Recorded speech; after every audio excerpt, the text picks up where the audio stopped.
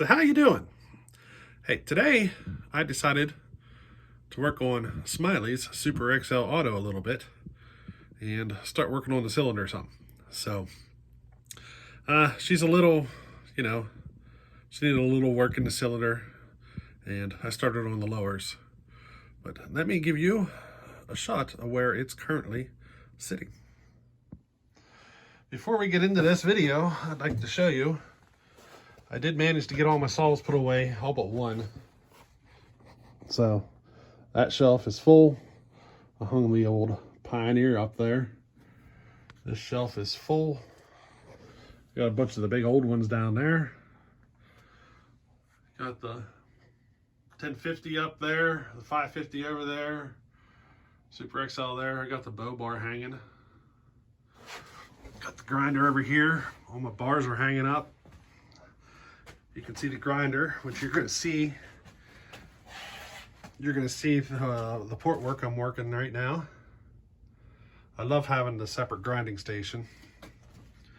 And you can see down through there, I got saws up on the shelf. They're just part saws, the chains hanging and everything. I got a D100. That's the new saw I don't have put away right now. This is where she's at right now. So, yeah.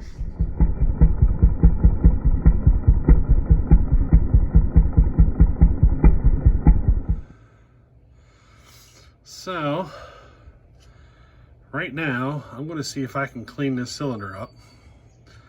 This is the cylinder for Smiley, his Super XL Auto that I'm going to build. You can see that. I'm going to see if I can clean it up because, you know, I don't want to replace it until I know for certain I have to. It's just on the exhaust side. So, let's see what happens. I do have a piston here, a brand new piston here, so we're going to see if we can clean this up and make it look like new.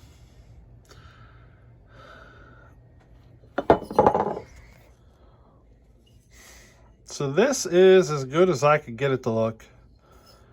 Most of it's below the exhaust port, so I'm not going to be too concerned about it.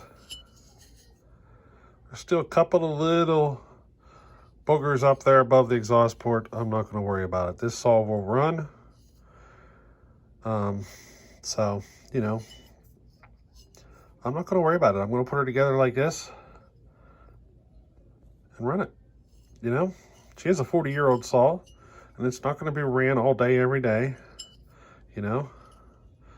Now, the reason I did this before I did any porting is because if you look at the exhaust port, you can see where the sandpaper kind of rounded over the edges a bit. That'll all end up cleaning up then whenever I do the port work. So, you know, the sandpaper kind of removes a bit of the plating right there at those ports, anywhere where you got a sharp edge. So I clean up the cylinder first, you know, because then whenever I do the porting, it'll end up, you know, working out. Now, this is the other side. It's cleaned up pretty nice.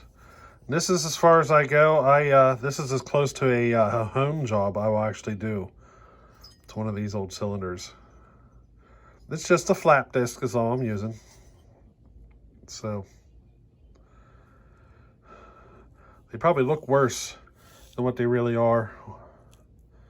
I have to get the light to, you know, shine in there just right to where you can see them. But you really can't feel them.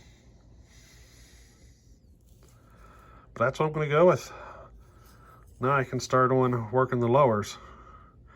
The lowers take a bit of work to get them the way I like them.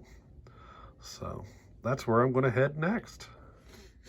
So that is how I basically shape the lowers on these Super XL Autos. You can see the difference from the other side. Quite a bit of a difference.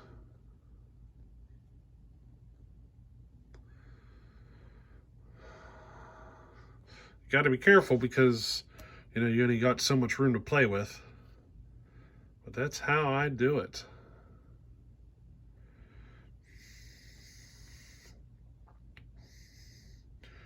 See, what I'm doing here is I'm taking the crankcase side and sticking it on there. And you can see down in there, I've got her all matched up. Let's see if I can get how close I can get this. So yeah.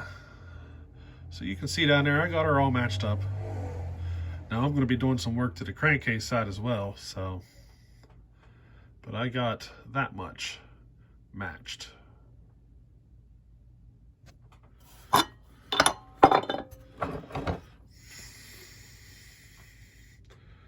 Quite a bit difference. I don't like to remove the bridges. I like to leave them as intact as possible. And I try to shape it in a circle, kind of, because once the pistons here, I'm trying to promote flow through the center more so than next to the piston. That's why I try to leave the bridge and I kind of cup that shape around like that.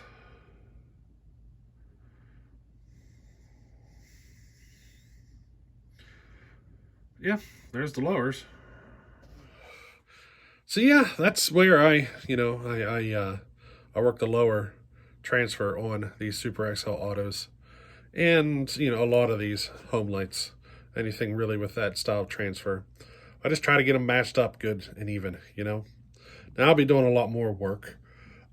This is just the start of it, but I'm still going to be checking squish and doing some crankcase work and all that stuff. I'm probably going to have 8 to 10 hours on the grinder by the time I'm done. And right now I'm probably an hour or two into it.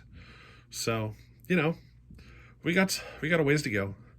But hey, I thought you'd enjoy seeing how I work the lower on these Super XL autos. And hey, we'll catch you on the next one. Later.